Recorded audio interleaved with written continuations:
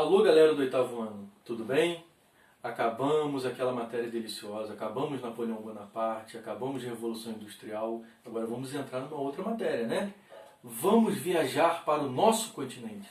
Estávamos aqui, vamos agora viajar e vamos estudar aqui, ó, a nossa América. Sou louco por ti, América, ou sou louco por ti, América, né? Pois então, vocês estudaram no passado, acredito, tomara que vocês ainda tenham em mente, que nesse momento a América era dominada pelos europeus. Grande parte dela era dominada pelos espanhóis.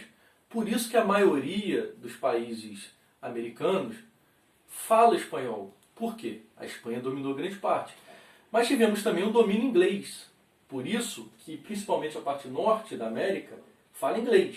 O Canadá fala duas línguas, mas fala inglês em sua maioria. Os Estados Unidos, mais famoso deles, né?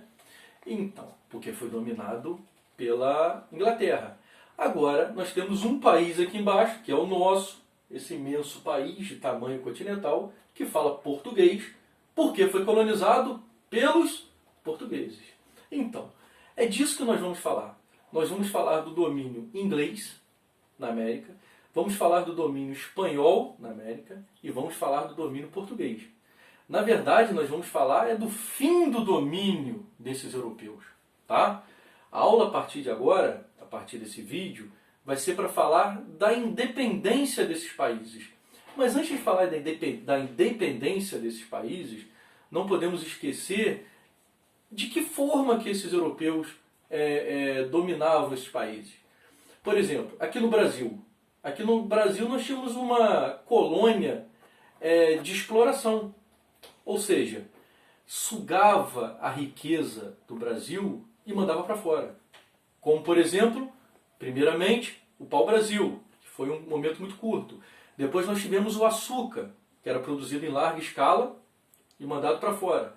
Depois veio o que deu mais dinheiro, que foi o ouro brasileiro. Tiraram praticamente todo o ouro brasileiro e levaram para fora.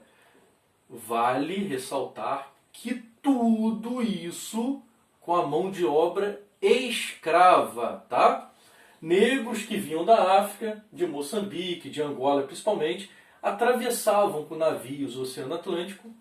Muitos morriam nesse meio do caminho, inclusive esses navios eram chamados de navios tumbeiros. Chegavam ao Brasil, eram adquiridos aqui a preços baratos, chegavam no Brasil e vendidos a preço de ouro. Esses escravos eram levados para as lavouras, para as mineradoras, trabalhavam exaustivamente para enriquecer os europeus que ficavam com parte da produção. Lá para cima, tínhamos também a colonização inglesa, que era uma colonização um pouco diferente, que era a colonização de povoamento, ou seja, ingleses vinham para essa parte da América e povoavam. De que forma? Criava a sua produção ali e ficavam e ganhavam dinheiro e elevava aquela região a um patamar mais cultural, mais financeiramente melhor do que acontecia aqui no Brasil, onde você tinha um trabalho escravo. Esse trabalho escravo acontecia em muita parte também da América Espanhola. Tá? Por exemplo, Colômbia, Venezuela, Peru, México, aqui das Antilhas, como por exemplo Cuba, Porto Rico, Haiti, sofreram muito trabalho escravo, tá?